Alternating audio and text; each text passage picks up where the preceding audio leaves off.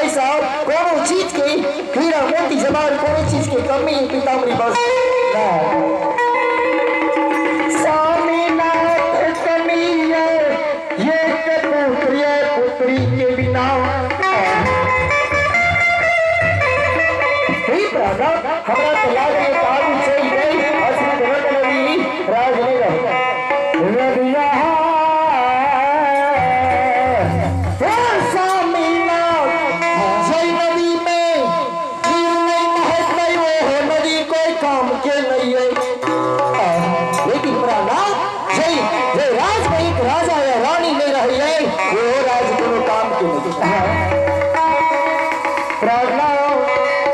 आग लगी है चौथा पर में चोरी हिलाव लगी है दिला दिन कर बंद उठाई को ही अपना रूप हिलाई खाली लता दिया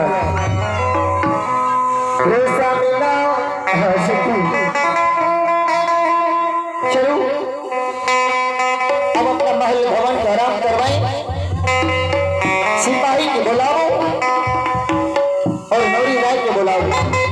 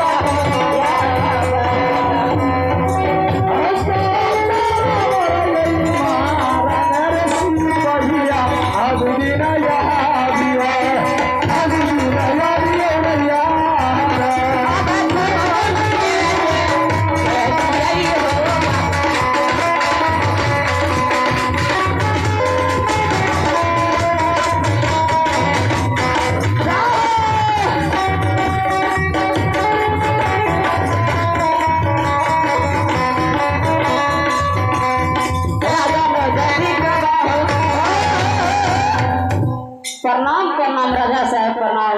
खुश रहो मंत्री। हाँ राजा जी। मंत्री दादा। हाँ राजा जी। इतना देर से चिल्ला रहा था, कहाँ है चिल्ला दे रहे तुम ना जान के लो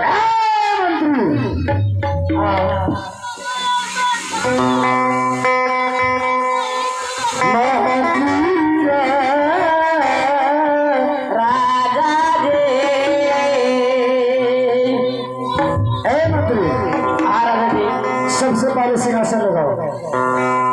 सिंहासन लगेगा।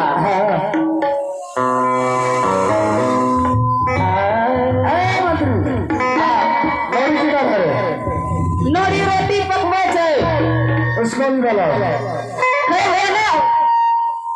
मंत्री पहले बोलाओ, उसके बाद खाना।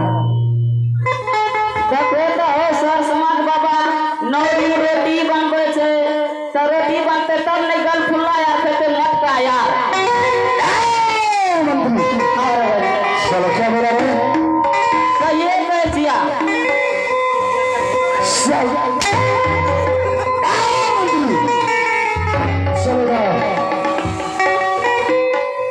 राजा जी मारे से तो बहुत मन लागे छे ना।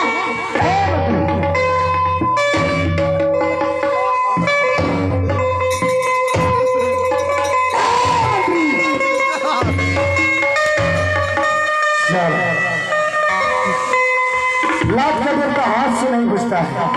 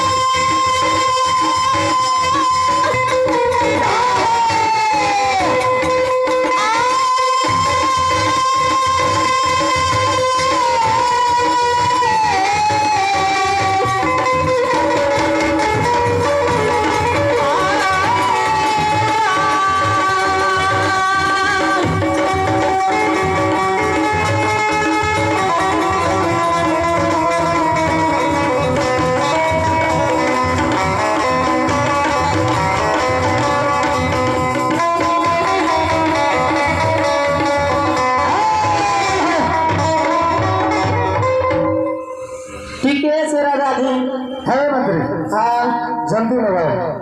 हम बना ले छिए, जल्दी बना लेबा। बनाइए लेबा।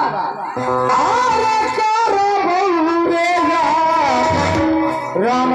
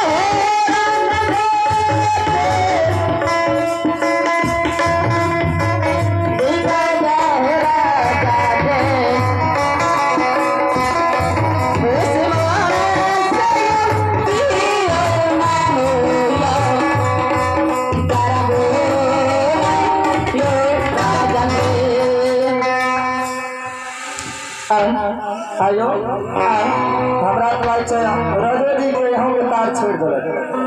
रजो जी के तो पार छोड़िए दलके। ई बताबू आज तलक सिंहासन लगबैले अहाँ लगे दियो। बस सिंहासन 2 मिनट के काम छै, लगा देबै। हाँ से नहीं लागे बने सुनियो ई जाए अभी हमरा नौरी के ठीक नरी के हाँ तो जाइए आबै छी। हमें बोलावे छै ओकरा देखियो केना आबै छै। ठीके से बलबो अले गे नरी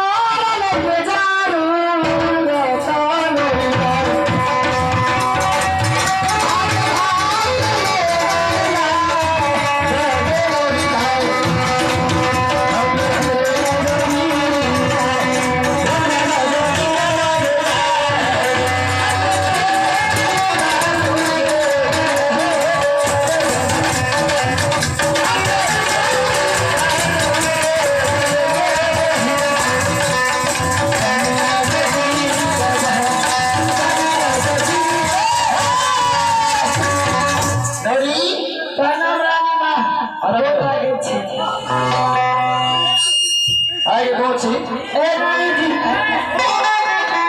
प्रणाम करे छी चुटी काटे छी ए नानी मां के छै ना इसी के लिए मरे के बोल ए नानी हे की मरिया कहिए नानी जी की बात छै हमारे रे पान खा के हमरे से मजाक करे छै आगो बाबा की मजाक करे छी नानी मां एक बात बता नोरी भाई तो ये मुस्लिम की नोरी तोहरा हमरा कौन शिकायत करी है बात नहीं है कब कावे में ये नाम कैसे नाम है अरे बात बता उसे से नहीं करता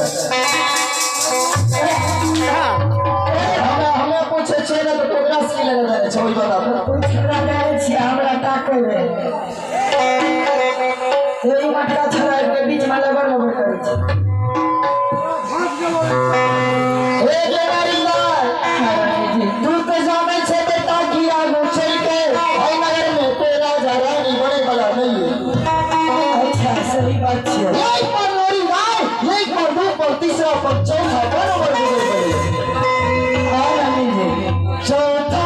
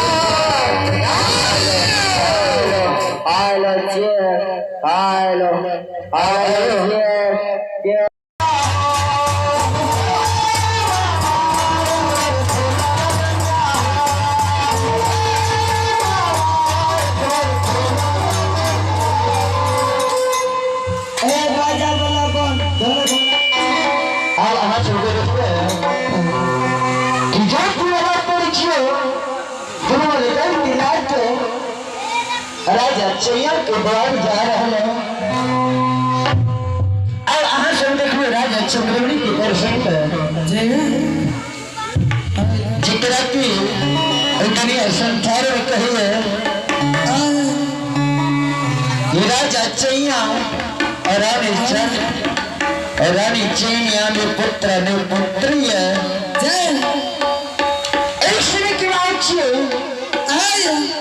राजा रानी जी ने पुत्र अपने पुत्री पश्चिम नगरी में कहलावे रहे। जय जय राजा रानी के द्वार आया कोई ऋषि कोई महात्मा जो की बड़ा राजा रानी के द्वार पर बहुत जन भाव बनाई करे रहे। जय भगवान के दरबार में शिव जी आदम का संत अमर कुमार और अमर कुमार आइए और महादेवी की तरफ से भगवान के दरबार में श्री शंकर जी हे मैया सरस्वती या मैया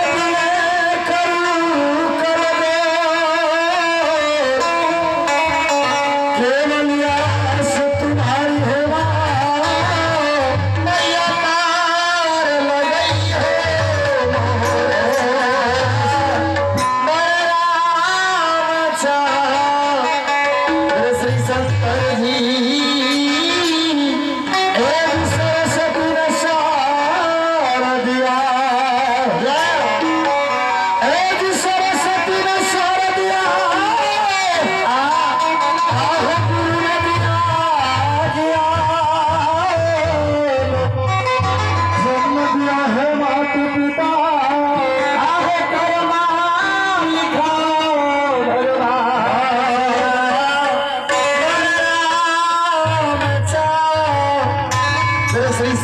जी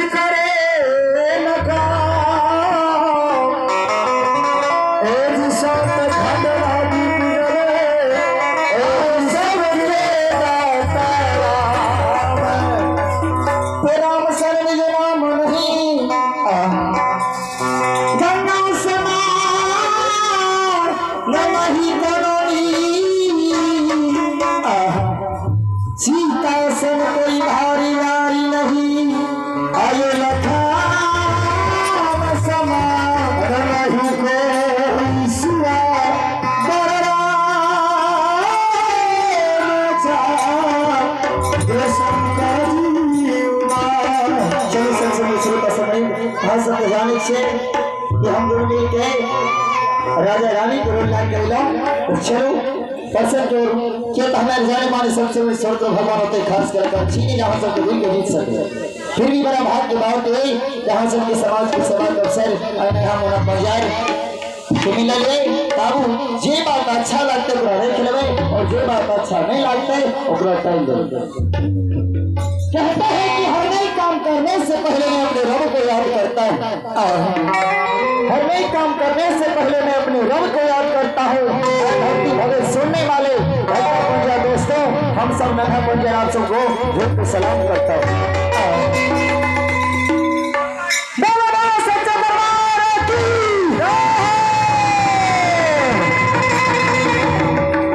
चलो परिचय को बाबू सारा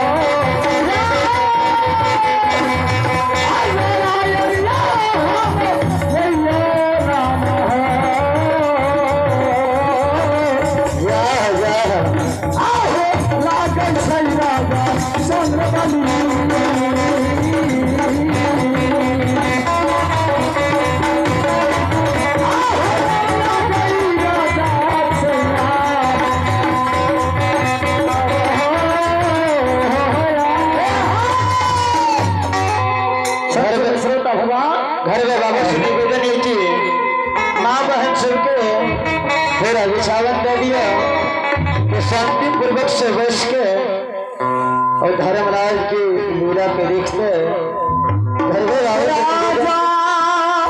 रानी के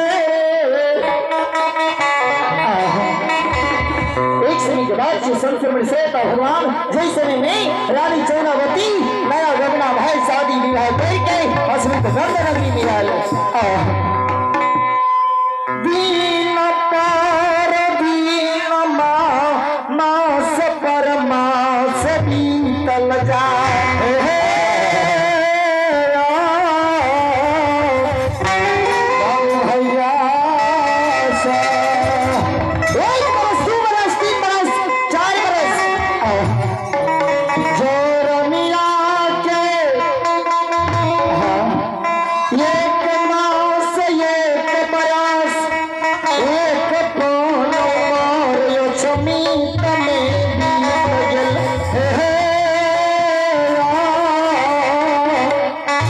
बाबू भैया